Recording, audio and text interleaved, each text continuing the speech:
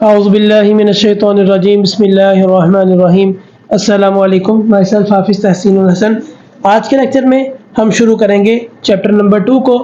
पिछले लेक्चर में हमने चैप्टर नंबर 1 को ख़त्म किया, तो चलते हैं चैप्टर नंबर 2 पे। चैप्टर नंबर 2 का नाम क्या है वो देखते हैं, चैप्टर नंबर 2 में क्या पढ़ना है हमने वो देखते हैं और सीखते हैं कि हम इसको कैसे सॉल्व करेंगे।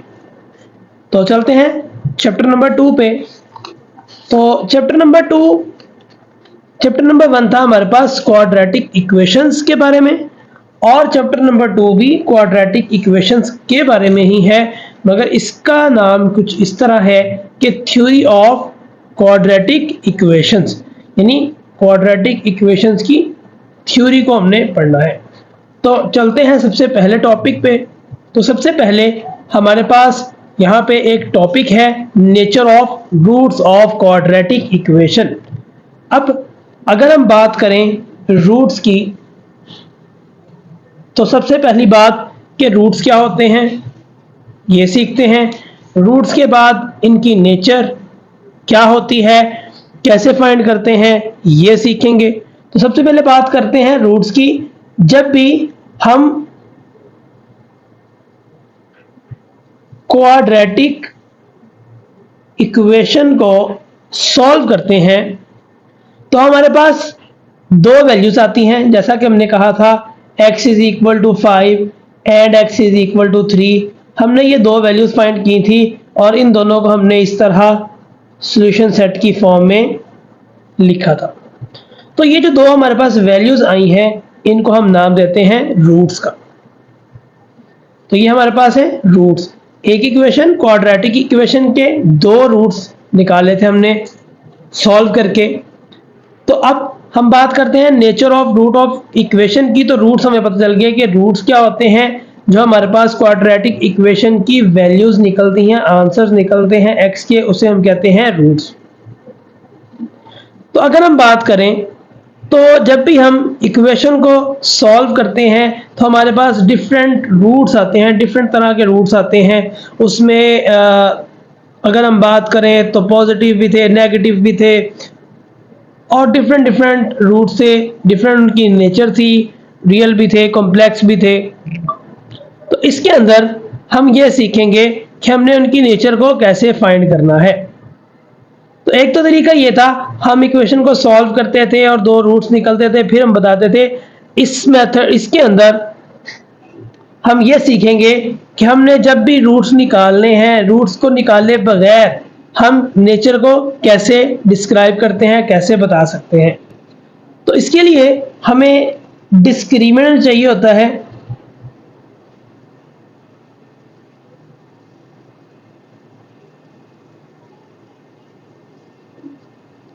डिस्क्रिमिनेंट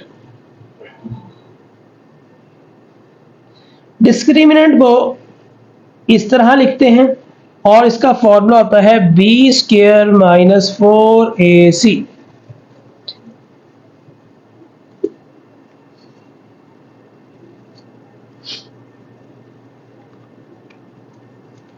तो ये हमारा है डिस्क्रिमिनेंट को फाइंड करने का फॉर्मूला, और डिस्क्रिमिनेंट की मदद से हम नेचर ऑफ रूट्स को बता सकते हैं without solving the quadratic equation. अब थोड़ी सी और बात करते हैं। तो अगर हम बात करें, हमारे पास एक क्वाड्रेटिक इक्वेशन है a x square b x plus c is equal to 0। ये हमारे पास स्टैंडर्ड फॉर्म है क्वाड्रेटिक इक्वेशन। तो क्वाड्रेटिक इक्वेशन की स्टैंडर्ड फॉर्म को अगर हमने सॉल्व किया था तो हमारे पास इसके दो आंसर्स आए थे। यहां हम पहले इसको लिख लेते हैं। हमें पता है कि इसको सॉल्व करके हमने कंप्लीटिंग स्क्वायर की मदद से एक फॉर्मूला बनाया था, minus B plus minus B square minus 4ac divided by 2a। तो इसको हमने कहा था, ये हमारे पास इसका सॉल्यूशन सेट आया, दो रूट्स आए। अब हमें यहाँ पे देखने में ये एक ही लग रहा है, मगर हमने कहा था कि इसको प्लस वाले के साथ अलग करते हैं और माइनस वाली के साथ इसको अलग लिखते हैं तो ये हमारे पास इक्वेशन के दो रूट्स आ गए। तो यहां पे जो हमारे पास ये वाली वैल्यू लिखी हुई है B square minus 4ac, B square minus 4ac, तो जो नेचर होती है रूट्स की वो इस वाले फैक्टर पे डिपेंड करती है, ठीक है, इस पे डिपेंडेंट होती है नेचर। तो हम कहेंगे the nature of these roots depends upon the value of B square minus 4ac, और इसी को हमने कहा था कि ये जो हमारा क्या है डिस्क्रिमिनेंट। तो ये हमारा बेसिकली डिस्क्रिमिनेंट का फॉर्मूला है जिसकी मदद से हम क्या फाइंड कर सकते हैं nature of the roots of equation. तो थोड़ी थ्योरी पढ़ते हैं उसके बाद चलेंगे क्वेश्चंस पे। तो लिखा हुआ है nature of the roots of quadratic equation, on solving quadratic equations we get different kinds of roots. यानी जब हम इक्वेशन को सॉल्व करते थे हमारे पास डिफरेंट तरह के रूट्स आते थे। Now we will discuss the nature और characteristics of the roots of equation without actually solving it. यानी सॉल्व किए बगैर हम क्या करेंगे नेचर भी बता सकते हैं और इसकी कैरेक्टरिस्टिक्स भी बता सकते हैं रूट्स की। अब बात करते हैं डिस्क्रिमिनेंट की। तो डिस्क्रिमिनेंट हम अगर निकालना चाहें तो हम इस इक्वेशन से डिस्क्रिमिनेंट निकालते हैं। जैसा कि हमने कहा we know that two roots of equations, इसके दो रूट्स हैं जो कि ये एक लिखा और ये लिखा, जो हमने ये दोनों लिखे थे। कहते हैं the nature of these roots depend upon the value of expression B square minus 4ac, इसके ऊपर वैल्यू डिपेंड करेगी which is called the discriminant, और इसका नाम हमने क्या रखा discriminant of the quadratic equation और क्वाड्रेटिक एक्सप्रेशन। यहाँ क्वाड्रेटिक इक्वेशन का डिस्क्रिमिनेंट कह सकते हैं या क्वाड्रेटिक एक्सप्रेशन का डिस्क्रिमिनेंट कह सकते हैं। तो अगर हम चले पहले सवाल की तरफ 2.1 पे, तो 2.1 में उसने हमें पहले सवाल में पहले पार्ट में उसने पहले सवाल में कहा find the discriminant of the following given quadratic equations. तो ये हमारा पहला पार्ट है। वैल्यू है 2x की power 2 3x minus 1 is equal to 0। अब हमें उसने कहा डिस्क्रिमिनेंट फाइंड करो, तो हमने यहाँ पे डिस्क्रिमिनेंट फाइंड करना है और इसका फॉर्मूला होता है बी स्क्वायर माइनस 4ac। अब हमें पता है कि क्वाड्रेटिक जो इक्वेशन है उसको हम कंपेयर करते हैं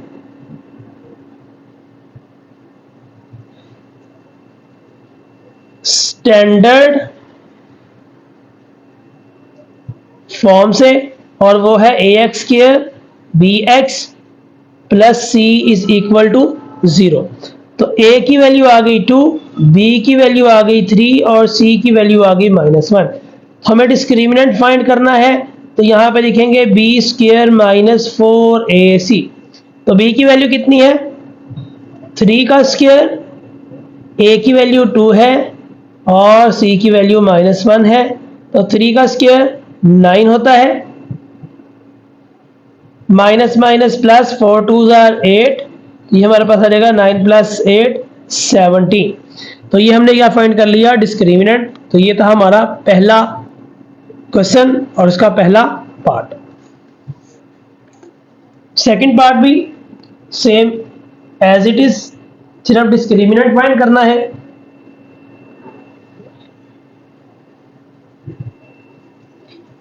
तो हम कहेंगे compare it with ax square plus bx plus c is equal to 0। तो a आ जाएगा 6, b आ जाएगा -8, c आ जाएगा 3। अब b square minus 4ac, b की वैल्यू हमारे पास है -8 का स्क्वायर, a की वैल्यू और ये c की वैल्यू आ जाएगी। तो ये आ जाएगा माइनस का स्क्वायर प्लस हो जाता है, 8 का स्क्वायर होता है 8 8 64 माइनस। अगर हम मल्टीप्लाई करें 4 मल्टीप्लाई बाय 6 मल्टीप्लाई बाय 3, तो 4 6 24 प्लस 3, तो यह आ जाएगा 72। और अगर हम यहाँ पे करें 72 में से हम 64 माइनस करेंगे क्योंकि बड़ी वैल्यू 72 है, और हम यहाँ पे देख रहे हैं कि माइनस बड़ी वैल्यू के साथ है तो माइनस आएगा, और इसमें से अगर ये माइनस कर दे तो हमारे पास आ जाएगा 8। तो ये हमने फाइंड कर लिया डिस्क्रिमिनेंट। थर्ड पार्ट पे चलते हैं। थर्ड पार्ट की वैल्यू हमारे पास है 9x² minus 30x plus 25 is equal to 0। तो हम कहेंगे compare it with, standard form हमारे पास है ax² bx plus c is equal to 0। तो यहां पे a आ जाएगा 9, b आ जाएगा माइनस 30 और c आ जाएगा 25। तो discriminant is equal to b² minus 4ac। तो b की वैल्यू है माइनस 30 का whole square 4 into a into सी। तो ये आ जाएगा माइनस का स्क्वायर प्लस होता है 30 का स्क्वायर, हमारे पास होता है 900 माइनस 4 मल्टीप्लाई बाय 9 और मल्टीप्लाई बाय 25। अगर इन तीनों को मल्टीप्लाई करें तो ये हमारे पास आता है 900। तो ये पॉजिटिव या नेगेटिव कैंसिल, तो ये हमारे पास डिस्क्रिमिनेंट की वैल्यू आ गई 0। अब चलते हैं अगले पार्ट पे। पार्ट नंबर 4 हमारे पास है 4x का स्क्वायर माइनस 7x माइनस का 2 इज इक्वल टू 0। तो यहां पे हम कहेंगे कंपेयर इट विद, इसके साथ कंपेयर करते थे हम स्टैंडर्ड फॉर्म के साथ, तो उससे हमें वैल्यू मिलती थी a की, b की और c की। तो discriminant is equal to b² minus 4ac। तो b की वैल्यू हमारे पास है minus 7 whole square 4 into a into सी। तो माइनस का square plus 7 7 49 minus minus plus और 4 4 16 16 2 32। अब इन दोनों को जमा कर लेंगे तो ये हमारे पास कितना आ जाएगा 81। तो ये हमारा डिस्क्रिमिनेंट निकल आया पार्ट नंबर 4 का। ये था हमारा क्वेश्चन नंबर 1। अब अगर हम बात करें क्वेश्चन नंबर 2 की,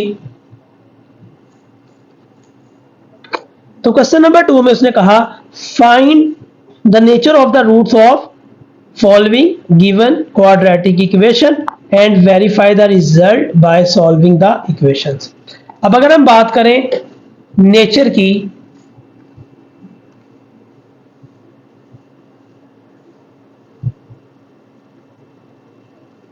तो ये एक इंपॉर्टेंट कॉन्सेप्ट है। अगर आपको इसका पता चल जाए तो आप इसकी इजीली विदाउट सॉल्विंग नेचर भी बता सकते हैं। नेचर ऑफ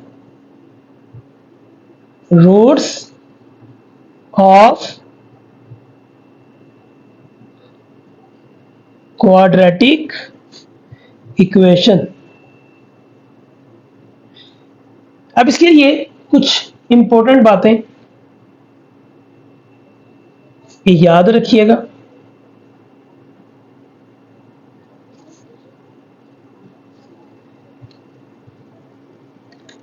हमने सीखा था कि डिस्क्रिमिनेंट की मदद से, यानी नेचर जो है वो डिस्क्रिमिनेंट की मदद से फाइंड कर सकते हैं, या हमने कहा था कि जो नेचर है वो डिपेंड करती है डिस्क्रिमिनेंट के ऊपर, यानी b² माइनस 4ac के ऊपर। अब यहाँ पे उसकी ही बात करते हैं। पहली कंडीशन है अगर b² माइनस 4ac की वैल्यू आए ग्रेटर देन 0। अगर b² माइनस 4ac की वैल्यू ग्रेटर देन 0 आ जाए तब क्या होगा। फिर एक और कंडीशन है कि बी स्क्वायर माइनस 4ac की वैल्यू ग्रेटर देन आ जाए। इसमें एक कंडीशन और है, इसमें भी एक कंडीशन है, तो इसको भी समझ लेंगे। ये दो बातें थी। इसके बाद अगर हमारे पास b square minus 4ac equal to 0 आ जाए, और चौथी कंडीशन है कि b square minus 4ac less than 0 आ जाए। ये टोटल हमारे पास 4 तरह की कंडीशन है, यानी डिस्क्रिमिनेंट को यूज करते हुए ही इनको हम बता सकते हैं नेचर। अब नेचर बताने की बारी है। तो अगर हमारे पास b square minus 4ac greater than 0 आ जाए, ग्रेटर देन 0 का मतलब है पॉजिटिव, ग्रेटर देन 0 का मतलब है पॉजिटिव, यानी डिस्क्रिमिनेंट का आंसर 0 से बड़ा आ जाए, यानी पॉजिटिव आ जाए, कोई पॉजिटिव नंबर आ जाए, और साथ में ये प्लस लिख रहा हूं समझाने के लिए, दो कंडीशन पूरी होनी चाहिए। ये ग्रेटर देन 0 हो और साथ में क्या हो, परफेक्ट स्क्वायर भी हो, यानी हमारे पास डिस्क्रिमिनेंट का आंसर 0 से बड़ा भी आए, और वो आंसर जो आया है पॉजिटिव आंसर वो परफेक्ट स्क्वायर भी हो। अब अगर हम परफेक्ट स्क्वायर की बात करते हैं, तो परफेक्ट स्क्वायर हमें पता है कि अगर हम बात करते हैं एग्जाम्पल में परफेक्ट स्क्वायर की, तो 16 इसका परफेक्ट, ये किसका परफेक्ट स्क्वायर है, 4 का। यानी अगर हमारे पास आंसर आया 16 और वो परफेक्ट स्क्वायर भी है, तो इसकी नेचर हम कहेंगे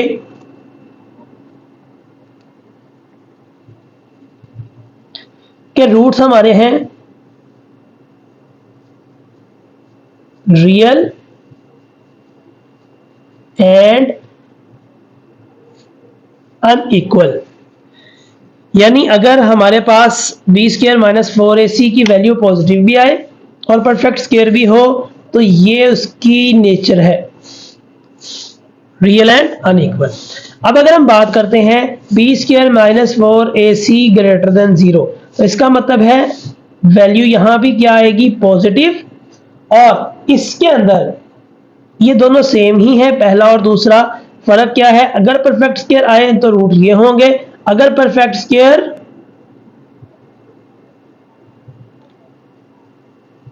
ना आए, परफेक्ट स्क्वायर ना आए, तो रूट्स की नेचर क्या होगी,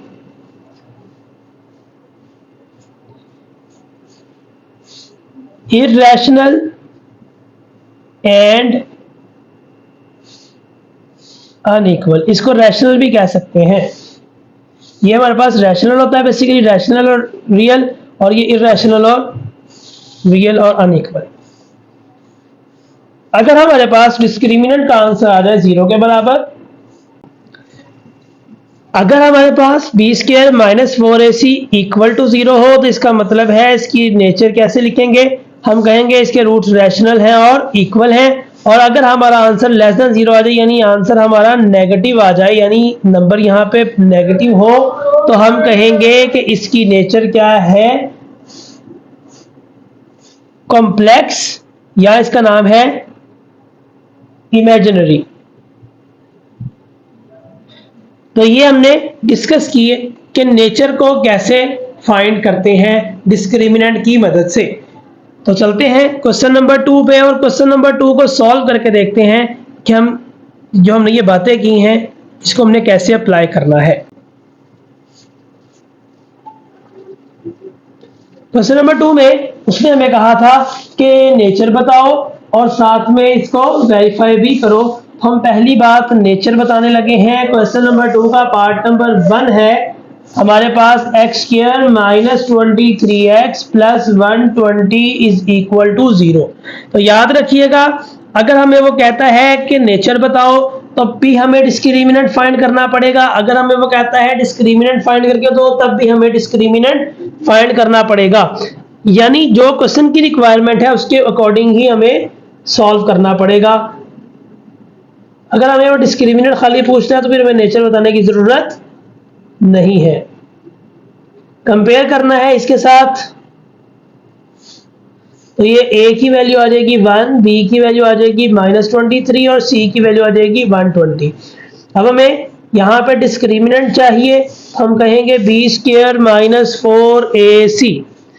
तो b की वैल्यू हमारे पास आ जाएगी -23 का होल स्क्वायर, 4 × 1 × 120, तो ये आ जाएगा -23 का होल स्क्वायर 529 पॉजिटिव होगा, -120 मल्टीप्लाई बाय 4 तो ये हमारे पास होता है 480। अब 529 माइनस 480 करें तो हमारे पास आता है 49। तो ये हमारे पास ग्रेटर देन 0 भी है and it is perfect square. तो हम अब इसकी नेचर लिखने लगे हैं। हम कहेंगे सो रूट्स आर, अभी हमने कंडीशन पढ़ी थी कि हमारा अगर डिस्क्रिमिनेंट का आंसर पॉजिटिव भी हो और परफेक्ट स्क्वायर भी हो तो दोनों कंडीशंस पूरी हो रही हैं। तो हमने कहा था रूट्स हमारे होंगे रैशनल एंड अनइक्वल। तो ये हमने इसकी नेचर लिख दी डिस्क्रिमिनेंट को यूज करते हुए। अब अगर हम इसे थोड़ा सा आगे बढ़े तो उसने हमें कहा था कि वेरीफाई भी करो, वेरीफाई भी करो कि क्या ये जो हमने रूट्स निकाले हैं ये बात ऐसे ही है या नहीं। तो वेरीफाई करने के लिए हमें इक्वेशन को सॉल्व करना पड़ेगा।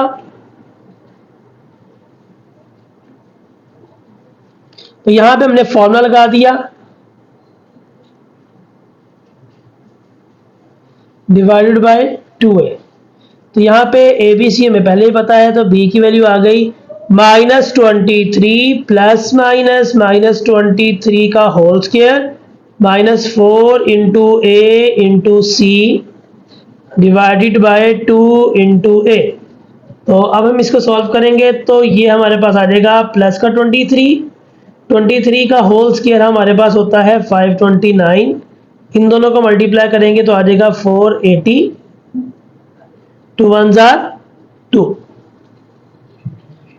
23 प्लस माइनस इसको इसमें से माइनस करें तो आता है 49 डिवाइडेड बाय 2। ये आ जाएगा 29 प्लस माइनस 7 डिवाइडेड बाय 2। और अगर हम इसको आगे मजीद सॉल्व करना चाहें तो आगे भी इसको सॉल्व किया जा सकता है। अब कैसे करेंगे? 23 प्लस 7/2 और 23 माइनस 7/2 तो यह आ जाएगा 30 डिवाइडेड बाय 2 तो यह आ जाएगा 15। और यहां पे हम लिख देंगे 7 अगर लेस करें तो ये हमारे पास आता है 16 डिवाइडेड बाय 2 तो x इज इक्वल टू 4। तो ये हमारे पास इसके रूट्स आ गए 15 और 4। तो हम लिख देंगे हेंस वेरीफाई दैट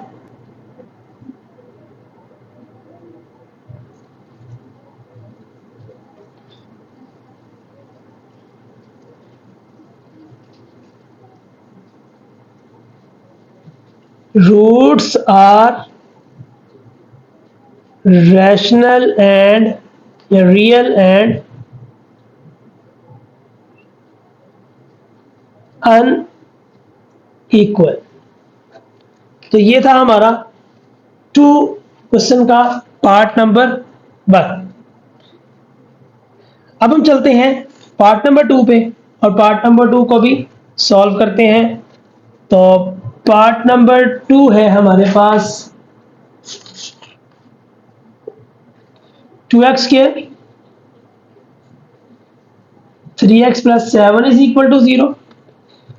तो सबसे पहला काम यहाँ पे एक 2 है, b 3 है, c -7 है, डायरेक्ट भी लिखा जा सकता है। डिस्क्रिमिनेंट किसके बराबर है? तो b की वैल्यू हमारे पास 3 का स्क्वायर 4 इंटू a इंटू सी। तो 3 3 9 minus minus plus 7 multiply by 4 multiply by 2 हमारे पास होगा 56 के बराबर। और अगर हम इसको जमा कर लें तो ये हमारे पास आ जाएगा 65। अब हमने बतानी है इसकी नेचर। तो ये ग्रेटर देन 0 है, ये डिस्क्रिमिनेंट का आंसर ग्रेटर देन 0 आया, मगर ये परफेक्ट स्क्वायर नहीं है, it is not a perfect square. हम कहेंगे इसकी नेचर क्या है, roots of equation are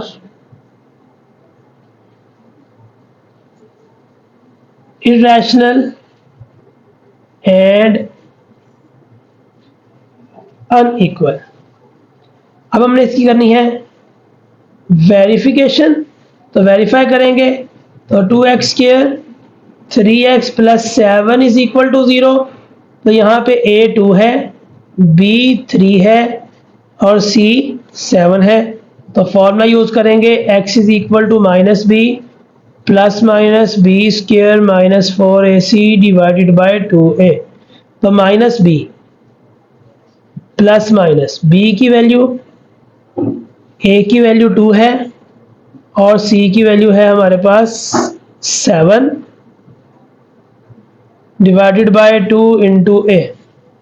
minus 3 plus minus 3 का स्क्वायर 9 माइनस 4 2 ज़ा 8 8 7 ज़ा 56।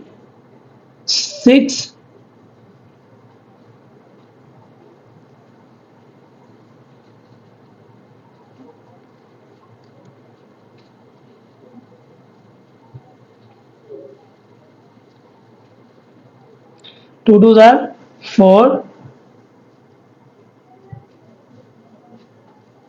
9 माइनस 56 करें तो ये हमारे पास आता है माइनस 47 डिवाइडेड बाय 4।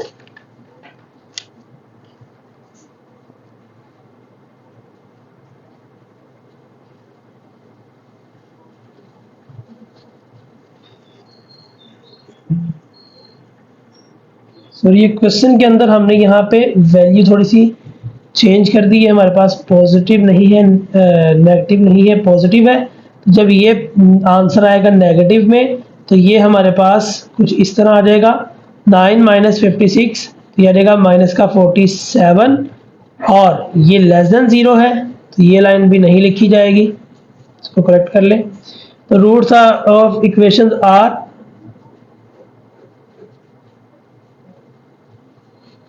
इमेजिनरी।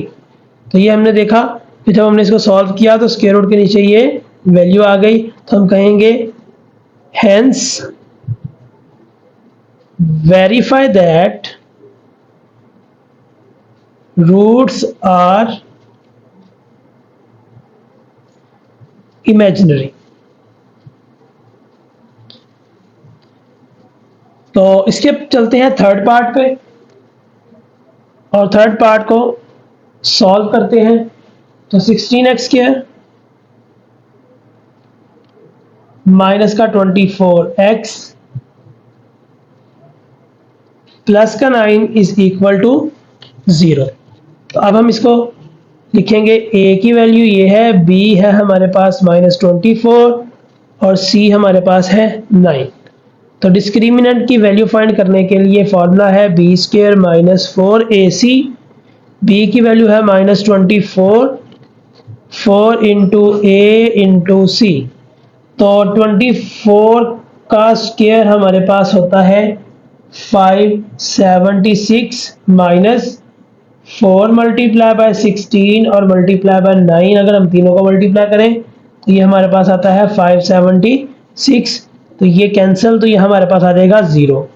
जब हमारे पास वैल्यू 0 आ जाए तो हम नेचर कैसे बताते हैं, हम कहते हैं roots of equation are, roots of equations are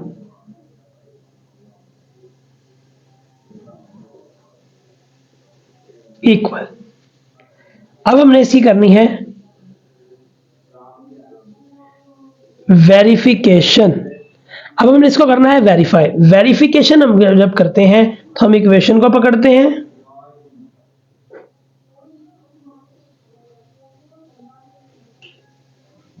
और a इज इक्वल टू 16 है, b इज इक्वल टू -24 है और c इज इक्वल टू 9 है। अब हम बात करते हैं x is equal to -b plus -b square -4ac divided by 2a। क्योंकि हमने क्वाड्रेटिक इक्वेशन को सॉल्व करना है तो हमने फॉर्मूला को यूज किया। तो x is equal to -b की वैल्यू है -24 प्लस -24 का whole square 4 into a into c 2 into a। तो ये माइनस माइनस प्लस 24 हो जाएगा, प्लस -24 हमारे पास है तो 24 का स्क्वायर होता है 576 माइनस इन दोनों को तीनों को मल्टीप्लाई करेंगे तो आंसर आ जाएगा 576 डिवाइडेड बाय 16 2 ज़ा 32। तो ये जाएगा 24 प्लस माइनस ये कैंसल तो 0। तो x is equal to 24 divide by 32 आ जाएगा। तो हम कहेंगे hence verify that roots are equal, यानी एक ही इसका आंसर मिला तो हम कह देंगे कि रूट्स हमारे रूट्स क्या हैं, इक्वल। अब हम चलते हैं अगले पार्ट पे जो कि पार्ट नंबर 4 है और क्वेश्चन नंबर 2 का लास्ट पार्ट है। तो पार्ट नंबर 4 को सॉल्व करके देखते हैं हम। वैल्यू है हमारे पास 3x square plus 7x minus का 13 इज इक्वल टू 0। तो a हमारे पास 3 है, b हमारे पास 7 है, c हमारे पास -13 है। तो डिस्क्रिमिनेंट है हमारे पास b स्क्वायर -4ac। b की वैल्यू हमारे पास 7 का स्क्वायर, a की वैल्यू हमारे पास 3 है और इसकी वैल्यू है 13। 7 का स्क्वायर होता है 49 माइनस माइनस प्लस, अब लिखेंगे 4 मल्टीप्लाई बाय 3 और मल्टीप्लाई बाय 13 तो ये हमारे पास आ जाएगा 156। और अगर हम इसको जमा कर लें 49 में तो ये हमारे पास आंसर आ जाएगा 205। तो हमें ये आंसर मिल गया। तो अगर हम इसकी बात करें तो ये पॉजिटिव है मगर ये स्क्वायर रूट यहाँ परफेक्ट स्क्वायर नहीं है तो हम कहेंगे it is not a perfect square. तो नेचर क्या है, so roots are irrational and unequal. अब हम करेंगे इसकी वेरिफिकेशन।